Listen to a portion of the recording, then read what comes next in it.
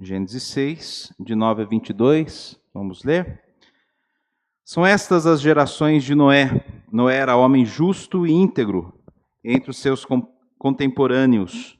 Noé andava com Deus, gerou 3 filhos, Sem, Cã e Jafé. A terra estava corrompida à vista de Deus e cheia de violência. Deus olhou para a terra e eis que estava corrompida, porque todos os seres vivos haviam corrompido o seu caminho na terra. Então Deus disse a Noé: resolvi acabar com todos os seres humanos, porque a terra está cheia de violência por causa deles. Eis que os destruirei juntamente com a terra. Faça uma arca de tábuas de cipreste. É difícil falar essa palavra, cipreste. Nela você fará compartimentos e a revestirá com betume por dentro e por fora. Deste modo você a fará. Seu comprimento será de 130 metros, a largura de 22 e a altura de 13. Faça uma cobertura, deixando entre ela e a arca uma abertura de 0,5 metro. Coloque uma porta lateral e faça 3 andares, um embaixo, um segundo e um terceiro. Porque vou trazer um dilúvio de água sobre a terra para destruir todo ser em que há fôlego de vida debaixo dos céus. Tudo que há na terra será destruído. Mas com você estabelecerei a minha aliança, e você entrará na arca, você e os seus filhos, a sua mulher e as mulheres dos seus filhos. De todos os seres vivos, você fará entrar na arca 2 de cada espécie, macho e fêmea, para conservá-los vivos com você. Das aves, segundo as suas espécies, do gado, segundo as suas espécies, de todo animal que rasteja sobre a terra, segundo as suas espécies, 2 de cada espécie virão a você, para que sejam conservados vivos. Leve com você todo tipo de comida e armazene-a com você. Isso será para alimento e você a eles. A você e a eles. Foi o que Noé fez, conforme tudo o que Deus lhe havia ordenado, assim ele fez. A terra estava corrompida à vista de Deus e cheia de violência. Há um versículo lá em Mateus 24, 36 a 39, o Arley também leu o 25, que fala sobre um juízo, né? Mas olha só o que diz, ou o que disse Jesus, logo após anunciar várias coisas a respeito do dia e da hora que ele viria, e ele vai responder dessa forma: mas a respeito daquele dia e hora, ninguém sabe. Mateus 24, 36 a 39. Nem os anjos dos céus, nem o Filho, senão o Pai. Pois assim como nos dias de Noé, assim será também a vinda do Filho do Homem. Pois assim como nos dias anteriores ao dilúvio, comiam e bebiam, casavam e davam-se em casamento, até o dia em que Noé entrou na arca, e não o perceberam, até que veio o dilúvio e os levou a todos. Assim será também a vinda do Filho do Homem. Da mesma forma que no tempo de Noé, assim também será nos dias de hoje. De uma forma repentina. Uma forma que, num momento em que ninguém está esperando, virá o Senhor Jesus. E Ele trará o juízo. Tomem cuidado com o tipo de teologia que vai postergando essa data, vai esticando um tipo de juízo, e às vezes você pensa assim, se os crentes forem, se os verdadeiros filhos de Deus forem, eu vou ficar ainda porque terei uma chance. Esse é um ensino, uma heresia que tem se ensinado, né, principalmente nesses filmes deixados para trás e coisa tal. Tomem cuidado, achando que você terá um momento, né, de de expectativa, um momento ainda de tratado, porque vão tratar com Israel. Irmãos, tudo já foi feito, tudo já foi cumprido em Jesus Cristo. Isso é uma teologia recente, uma teologia muito pronunciada, muito divulgada pelo teólogo Scofield. Tome cuidado, porque a Bíblia não diz dessa forma. A Bíblia diz que num piscar, num abrir e fechar de olhos, Cristo vem e trará juízo. Tessalonicenses diz que vem com grande alarido. O dia que ouvir a buzina, ou você estará com ele, ou você enfrentará o juízo dele. Ouvir uma buzina tremenda, forte, ou você estará com ele, sendo transformado nos ares, ou sofrerá juízo. Não tem chance, não tem momento, não tem 3 anos e meio para correr atrás do prejuízo, não. A Bíblia, ela diz, em todos os lugares, Jesus fala dessa forma, Paulo fala dessa forma, todas as pregações sobre a vinda do Filho do Homem, Jesus Cristo, será através de juízo. Olha a palavra, assim como foi no tempo de Noé. Eles comiam, eles bebiam, eles casavam e davam-se em casamento.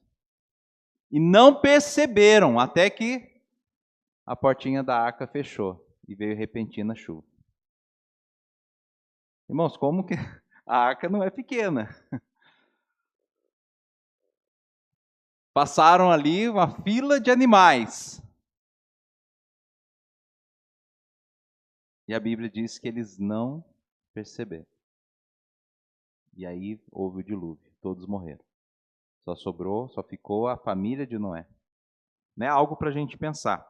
24 de janeiro de 2025, em São Paulo, Jardim São Paulo, né, lá na Zona Sul, se eu não me engano, em 31 minutos, subiu um volume de água na linha, e principalmente quem estava na linha azul do metrô, teve que correr. Teve que correr. Nós temos uma tecnologia, não sei se você recebe aí, um alerta da Defesa Civil, né?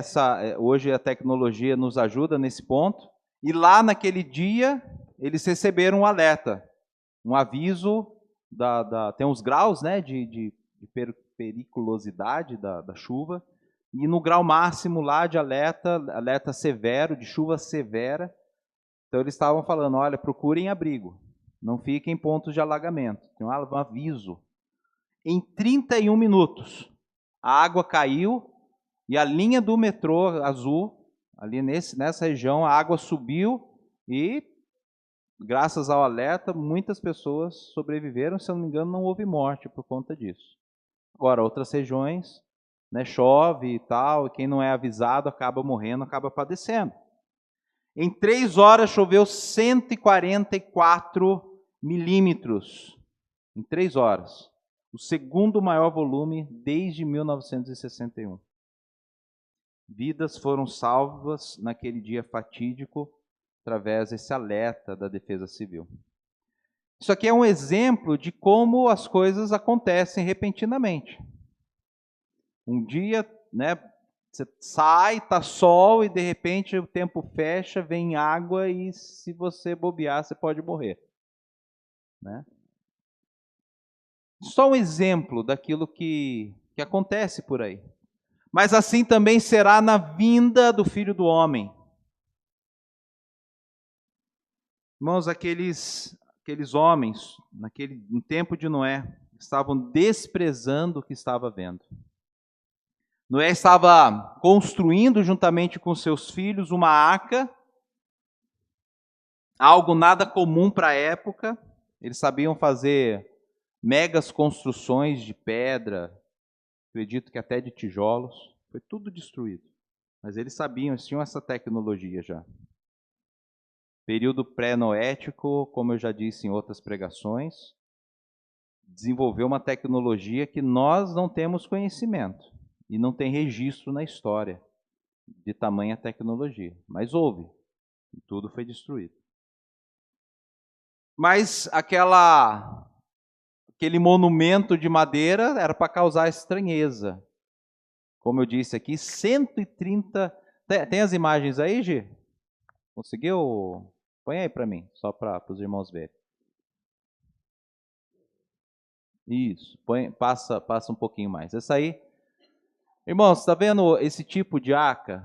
Era mais ou menos isso, não é daquele desenho que parece uma embarcação, não. Aí, ó, tá vendo? É isso aí, né? Então isso daí que foi construído. A gente não sabe exatamente. Aí essa é a comparação que tem. Eu ia falar para a gente passar, mas ela já se adiantou lá. Essa é a comparação, a arca na lateral, comparando aí com um avião comercial e um elefante, para os irmãos terem ideia de tamanho de grandeza que era o tamanho da arca, né? Tinha 13 metros de altura, o nosso prédio do lado tem 9 metros. Então teria mais, segundo as medidas do nosso irmão Aguinaldo, né, Aguinaldo? 9 metros. Então, soma aí mais 4 metros para cima. É a altura que tinha a arca. Só que tinha 130 metros de comprimento, quase o tamanho desse pedaço aqui do quarteirão. Mais ou menos o tamanho desse quarteirão aqui. E de largura 22 metros. Que é a largura do nosso terreno aqui, mais ou menos. A gente tem 2 terrenos e meio, né? 10, 20, daria 30, né? A gente tem 30 metros, um pouquinho mais. Só para os irmãos entenderem a dimensão da arca. Então, não era algo que era para causar estranheza naqueles que estavam vendo, aqueles que estavam passando de lado, né? E essa construção, ela por si estava pregando. Por quê? Porque as pessoas olhando, perguntando, Noé estava falando, estava pregando. Existe um texto lá em 1 Pedro 3,20 que diz que o Espírito de Jesus, ele pregava nessa época sobre né, o dilúvio. 1 Pedro 3,20. 1 Pedro 3,20 diz assim: os quais no outro tempo foram desobedientes quando Deus aguardava com paciência nos dias de Noé, enquanto se preparava a arca, no qual poucas pessoas, apenas 8, foram salvas através da água. Deus, ele foi anunciando, né? A arca foi sendo construída e ela por si só estava anunciando o juízo, mas aqueles homens não deram atenção. Afinal, nunca tinha chovido na época de Noé. Era um vapor que subia durante o dia, e aquele vapor dava conta de irrigar as plantas, era como se fosse uma estufa naquela época. Era outro tipo de ambiente a terra, era uma outra terra. E houve então, passados 100 anos da construção da arca, aí houve então o dilúvio, né? E talvez muitos daqueles estejam fazendo como fazem hoje. 2 Pedro 3, de 8 a 10, Pedro ele fala assim: mas há uma coisa, amados, que vocês não devem esquecer, que para o Senhor um dia é como 1000 anos, e 1000 anos são como um dia.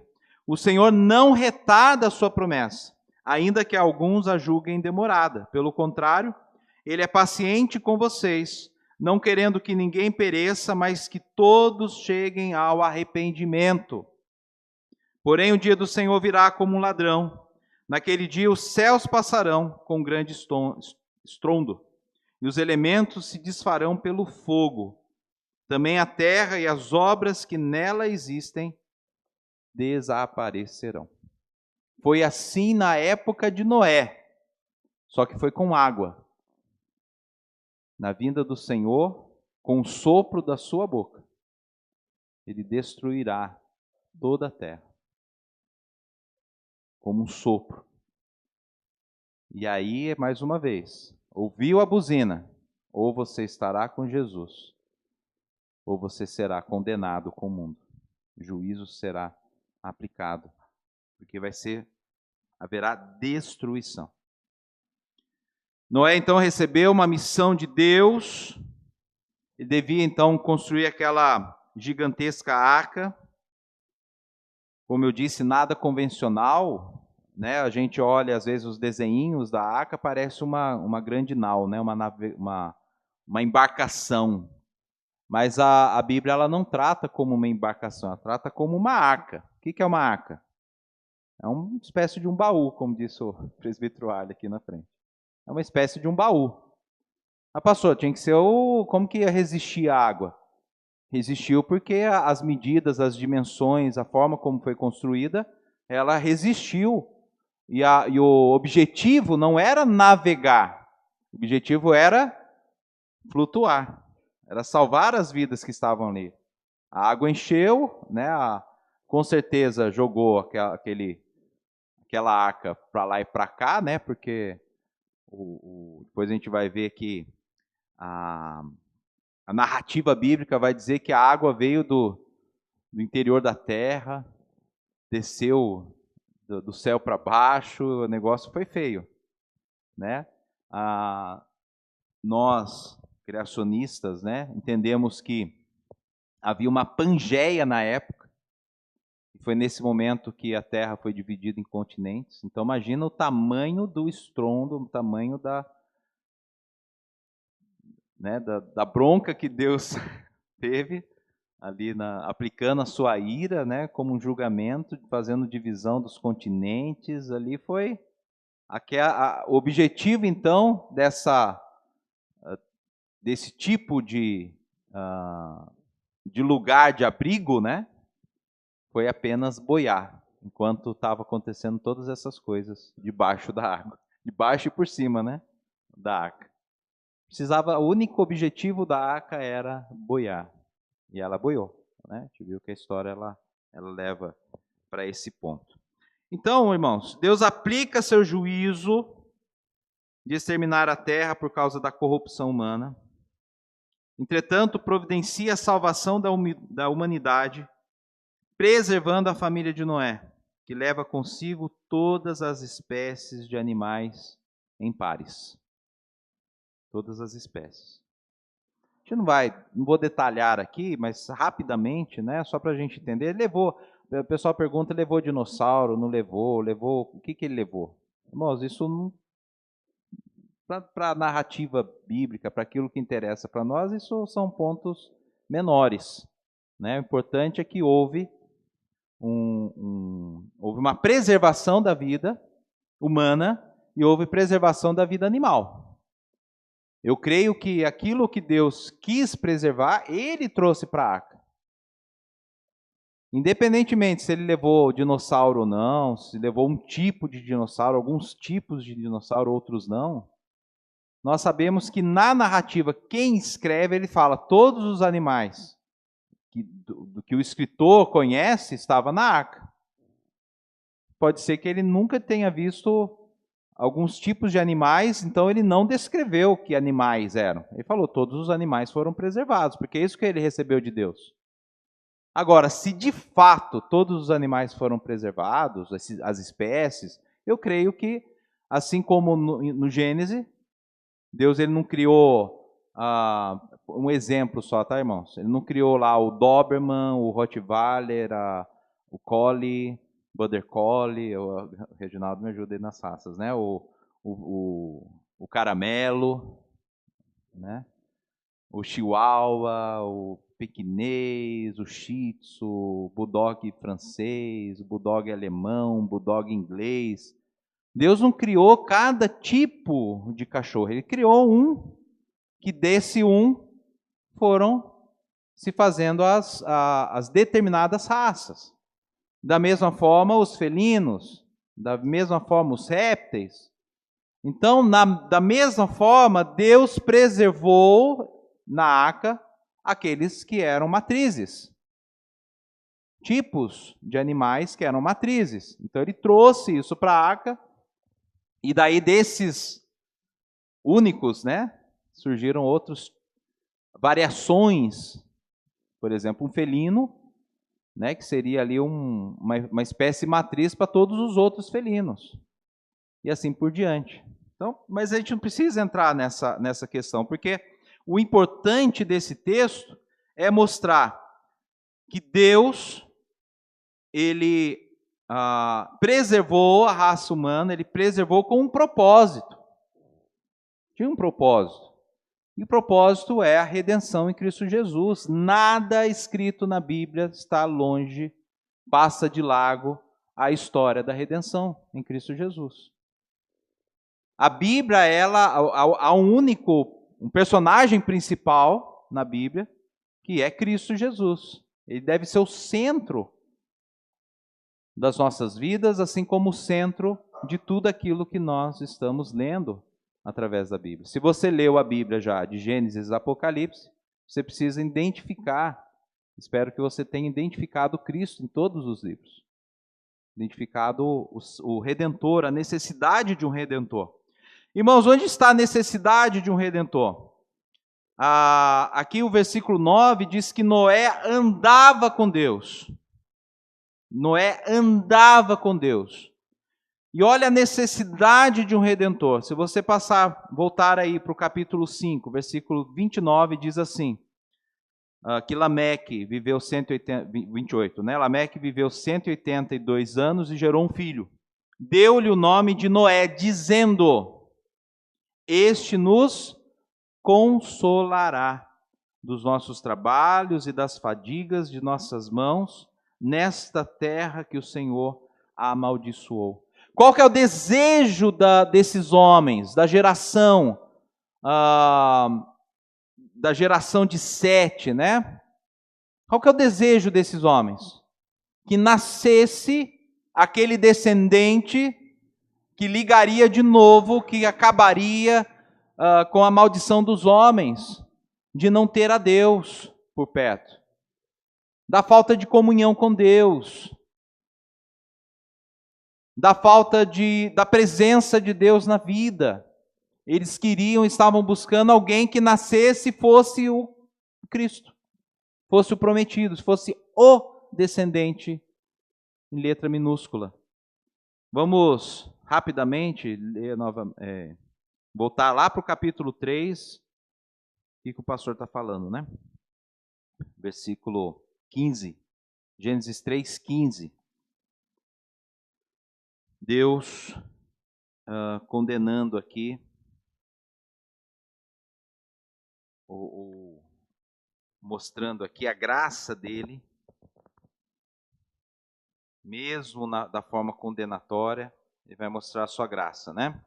Porém, inimizade, falando para a serpente, entre você e a mulher, entre a sua descendência, ou seja, a descendência da serpente, e o descendente dela. E não fala os descendentes, fala o descendente dela. Este lhe ferirá a cabeça e você lhe ferirá o calcanhar. Aqui tem a serpente, aqui representa o mal. Aqui a serpente representa a ação diabólica, a ação satânica, a ação do mar, do mar não. Do mar depende, se eu estiver na roça é mar mesmo, né? Do mar, do mal. Ação do mal. Ação do mal na vida do homem, da humanidade. Isso que Deus está falando, olha, o mal estará sempre no calcanhar da humanidade, até que venha o descendente e acabe com essa história, dê cabo dessa história, e aí dê a oportunidade de religar a humanidade novamente a Deus. Então Deus está aplicando uma palavra condenatória para a humanidade, porém mostrando a graça e a misericórdia dele, que haverá um descendente. Então, a partir dos filhos de Adão, né, os netos, todos vão começar agora a desejar esse Redentor, que é o descendente que acabaria com o mal. Porque acabando com o mal, acaba com a maldição. Que maldição é essa? Do homem, pela fadiga do seu trabalho, ter que ganhar o pão. Então, quando Noé nasce, o pai dele fala: olha, esse será o nosso consolador.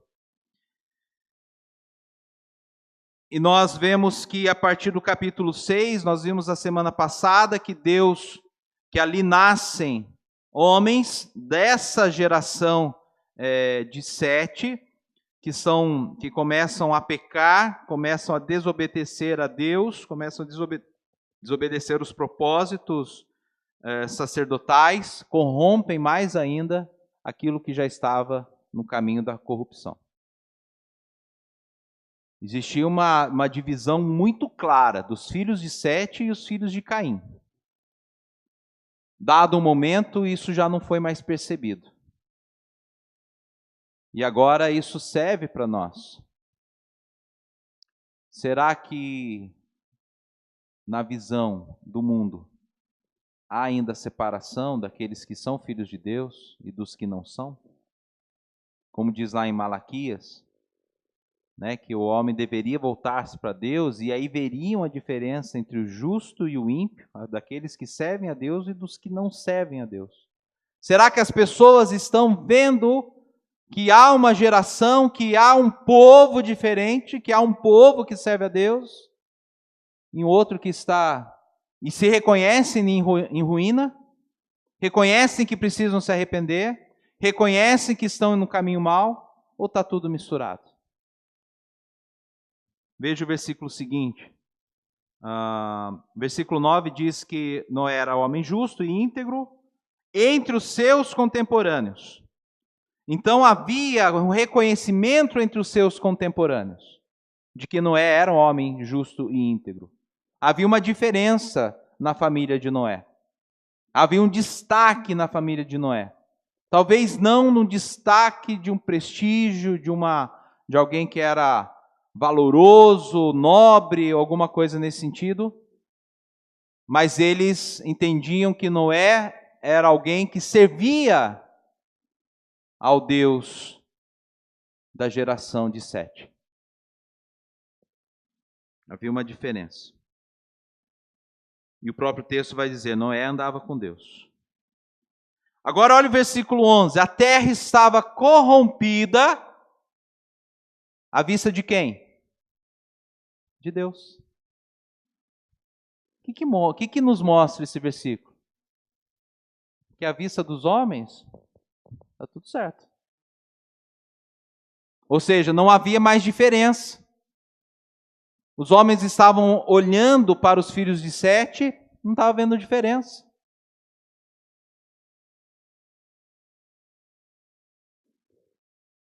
Não havia nada que mostrasse o valor daquele que era para ser o povo sacerdotal daquela época. Das pessoas que estavam vivendo de uma forma justa, de uma forma íntegra. Só viam isso em Noé. Mas na vista de Deus, a terra estava cheia de violência. Versículo 12. Deus olhou para a terra e eis que estava corrompida, porque todos os seres vivos haviam corrompido o seu caminho. Não fala toda a humanidade, fala todos os seres vivos. Aqui nós podemos incluir os animais. Havia uma desarmonia.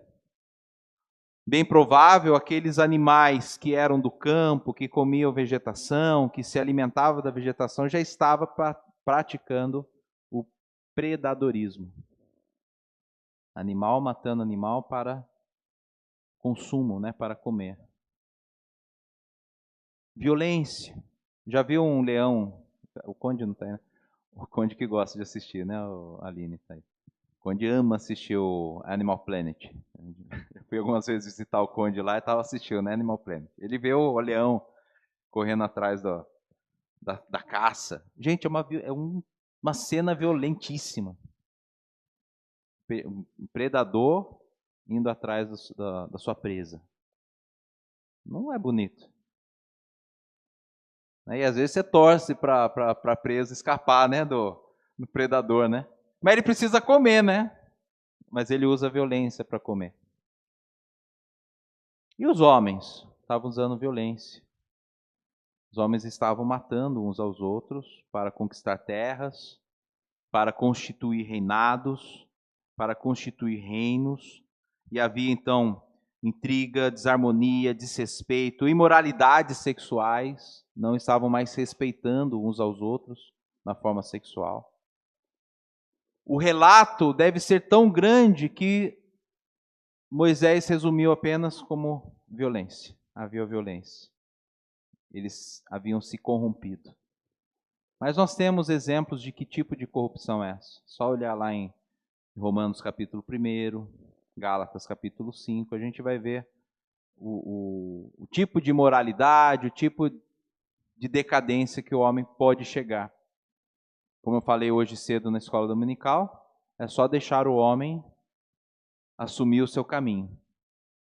Não precisa Deus fazer nada, é só tirar a mão, o homem já vai cair, né, e andar segundo a sua própria natureza.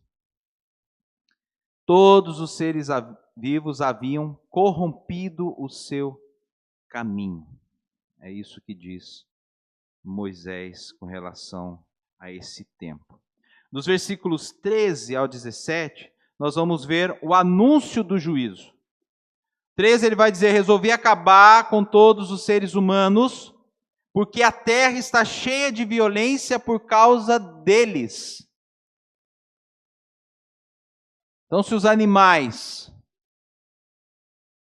se tornaram violentos, foi por culpa humana. E qualquer outro tipo de situação, né, que está falando da terra em si, né, ela se tornou violenta por causa do ser humano.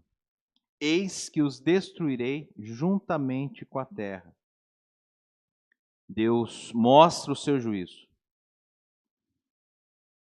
No versículo 14, ele vai dizer para fazer então essa arca que eu já mencionei para os irmãos, a medida dela. E provavelmente aquela aparência de uma arca, acho que tem algumas fotos aí, Gi. Tem uma foto que a arca ela é preta. Provavelmente ela fosse nessa aparência, porque era betume por dentro e por fora. Por isso que a arca ficou bem protegida, né? Não entrou água, porque dentro e por fora ela foi calafetada, né? Muito bem. E aí tem as dimensões da arca. Faça uma cobertura, deixando entre elas uma abertura de meio metro, uma janela, né, para entrar o oxigênio, senão eles morreriam todos lá pela falta de oxigênio e pelo cheiro do betume, né? Que não deveria ser mole, não. Não só o cheiro do betume, mas o cheiro dos animais, dos dejetos dos animais. Então tinha que ter abertura, senão eles morreriam lá dentro, né? Porque vou trazer dilúvio de águas. Tinha 3 andares, esqueci de mencionar isso, né? E tem uma arca acho que é Kentucky, nos Estados Unidos, que tem ali, diz que é muito bonito. Só que ela tem essa forma meio que de uma embarcação. Mas é muito bacana. Eu, tendo oportunidade, gostaria de visitar essa arca aí. Muito legal. Então mostra lá todos os compartimentos, aonde eles estocavam os alimentos, aonde eles provavelmente, né, colocavam os animais, os répteis, os mamíferos. Tinha várias divisões ali. E aí no versículo 17 fala sobre como ele ia trazer. Então, a causa: a terra estava cheia de violência. A aplicação: a exterminação de tudo. Reinos, monumentos, tecnologias, humanidade, animais, répteis e aves. O escape: a arca, feita de tábuas de cipreste. Versículos 14 e 16. E como ele iria aplicar esse juízo? Através de águas do dilúvio. As águas, elas destruíram tudo que havia nessa terra. Toda a tecnologia, tudo, às vezes, de vez em quando a arqueologia acha uma coisa aí diferente, não sabe responder o que é, acha embaixo da água cidades ou pedaços de cidades, né? Vira e mexe a arqueologia acha um pedaço aí que você não sabe de onde, eles não sabem explicar. Até hoje eles não sabem explicar como foi feito as pirâmides. E muitos, inclusive eu, acho que as pirâmides são pré-diluvianas. Aconteceu o dilúvio, permaneceu lá, porque é tudo pedra, tinha tudo, né, toda uma tecnologia lá, só que ninguém sabe como foi feito, ninguém sabe da tecnologia. Hoje eu estava vendo sobre a esfinge tem uma dimensão de corpo, dá para ver direitinho que ela poderia ter um outro tipo de cabeça, e foi feito depois uma cabeça de um faraó. Esculpiram, né, com outras dimensões, a cabeça de um faraó ali. Enfim, mas são ideias, são teorias que você vai achando por aí e vai tentando sintetizar, né, enfim, muito provável, e pode ser mesmo pré-diluviano. Muitas coisas que temos sem explicação no mundo de hoje pode ser pré-diluviano. E a partir do versículo 18, então, nós temos a promessa da aliança. Versículo 18, Deus promete uma aliança a Noé e a sua família. Mas com você estabelecerei a minha aliança, e você entrará na arca. Você, os seus filhos e a sua mulher, e as mulheres dos seus filhos. Versículo 19 mostra os beneficiários disso também. Todos os animais, né? Todos os seres vivos, você fará entrar na arca 2 de cada espécie, macho e fêmea, para conservá-los vivos com você. Das aves segundo as suas espécies, do gado segundo as suas espécies, de todo animal que rasteja sobre a terra segundo as suas espécies. 2 de cada espécie virão a você para que sejam conservados vivos. Leve com você todo tipo de comida e armazene-a com você. Isto será para alimento a você e a eles. Foi o que Noé fez, conforme tudo o que Deus lhe havia ordenado, assim ele fez. Noé recebeu de Deus uma ordem, foi obediente a essa ordem, fez na conformidade da vontade de Deus. Não sei se alguém assistiu aqui o Todo-Poderoso 2, é um filme de comédia, mostra lá, né, aquele que era jornalista, ficou desempregado e começou depois, foi trabalhar na área, acho que de advocacia, se eu não me engano, e aí ele recebe de Deus essa incumbência de fazer uma arca ali no tempo dele. Enfim, é um filme de comédia, mas é muito interessante porque a obediência, né? Ele não acredita na coisa. E gente, Noé teve que acreditar que ia chover, teve que acreditar que viria grande água. Será que muitas pessoas não riram dele? Vai vir água aqui? Que é isso, rapaz? Tá tudo certo aí? Que é esse negócio de chuva aí? Isso daí não existe. Tá viajando na maionese, né? Tá doido. Isso não vai acontecer. Mas ele foi obediente. Começa dizendo que ele era homem justo e íntegro. Essa integridade, essa justiça de Noé fez com que ele obedecesse o propósito. Assim também como Jesus obedeceu. Todo o propósito da cruz.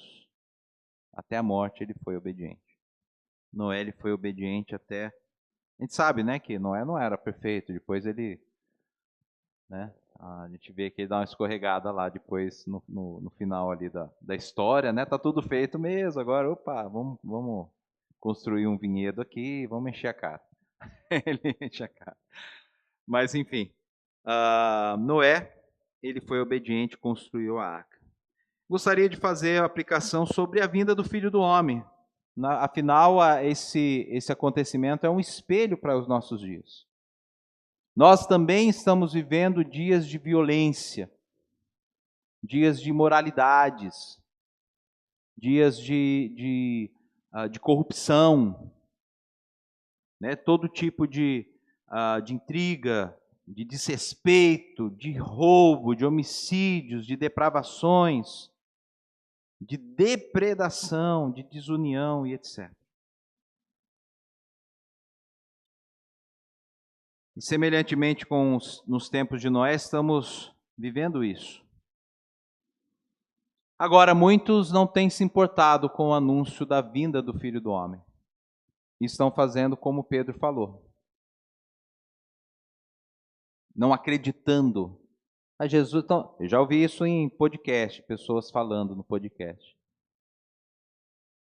Filhos de crentes, né, que não são crentinhos, não são, né, que diz que era de igreja, que diz que era evangélico, falando que eles ficam prometendo a volta de Jesus. Até hoje não veio, desde pequeno eu ouvi isso e não vem. Quanto tempo estão falando sobre isso? E a palavra de Pedro ecoa até os nossos ouvidos, desde aquela época que ele escreveu. Um dia é como 1000 anos para Deus, e 1000 anos como um dia. Deus está fora do tempo. As coisas já aconteceram no seu tempo. Nós estamos cumprindo aqui esse tempo cronológico, né? Cada um tem a sua data aí de nascimento e de morte, Deus sabe de todas essas coisas. Mas a pergunta é: estamos vigilantes para esse dia? Será que estamos fazendo como Noé, de anunciar a vinda do juízo? Será que estamos fazendo como João Batista, como os discípulos, os apóstolos de Cristo, anunciando arrependimento? O próprio Cristo anunciou no seu ministério, ele chegava nas cidades e falava: arrependam-se, porque o dia do Senhor está próximo. O dia do Senhor já iniciou, o dia do Senhor já aconteceu e está acontecendo. Ele estava próximo porque foi a morte de Cristo na cruz. Ali começou o dia do Senhor. Parte do juízo já iniciou, porque a cruz de Cristo ela é salvadora, mas ela é condenatória. Ela tem 2 versos. Um verso é para a salvação, o outro verso é para a condenação. E aí nós precisamos de fato entender. E o versículo de Mateus 24, 42 a 44 diz assim: portanto, vigiem, porque vocês não sabem em que dia virá o Senhor de vocês. Porém, considerem isso: se o pai de família soubesse a que hora viria o ladrão, vigiaria e não deixaria que a casa fosse arrombada. Por isso estejam também vocês preparados, porque o Filho do Homem virá a hora em que vocês menos esperam. Aqui não se trata de uma preparação com relação a ganhar a salvação, a buscar a salvação, mas aqui está falando exatamente de nós termos, de fato, a certeza de que somos filhos de Deus, de que somos de Cristo. Se a nossa vida ela tem espelhado a glória do Senhor. Porque se ela tem espelhado a glória do Senhor, ela tem espalhado a glória do Senhor. E assim como foi a arca no tempo de Noé, nós somos o anúncio. Nós somos essa imagem de uma arca sendo construída. Nós somos esses aonde as pessoas vão olhar e falar: opa, o que é aquilo ali? Que ato é esse? Por que ele anda desse jeito, não anda como os demais? Por que ele tem esse tipo de ação e não age como os demais? Vida em Cristo. Isso é estar preparado. Isso é ser vigilante. Isso é andar na esperança da vida eterna. É algo que está conectado a quem somos. É algo que é intrínseco a quem somos. Se nós somos de Cristo, nós de fato estamos anunciando a Cristo todo dia. Se nós somos de Cristo, a nossa esperança está na vida eterna. E todos os nossos atos são atos de justiça, não pela nossa justiça, não pelos nossos próprios atos, mas porque as pessoas enxergam em nós Cristo Jesus. E nos nomeiam como servos de Deus, nos nomeiam como filhos de Deus, nos nomeiam como cristãos. Vamos orar. Pai, queremos agradecer pela Tua palavra. Ela é viva e eficaz em nossas vidas. Obrigado a Deus, porque nós fazemos parte do Teu povo, um povo escolhido. Nós fazemos parte, ó Deus, de uma ala sacerdotal. Somos sacerdotes reais. Nós fazemos parte de uma ala daqueles que estão sendo santificados. Somos nação santa hoje, representando o Senhor. Como povo escolhido do Senhor. Que o Senhor, ó Deus, haja em nossas vidas com o Teu poder. Para que abandonemos a cada dia o velho homem e nos revistamos do novo homem que está em Cristo Jesus. E que a cada dia possamos espelhar a glória do Senhor e anunciar a sua morte e ressurreição, até que o Senhor venha. Em nome de Cristo Jesus oramos. Amém.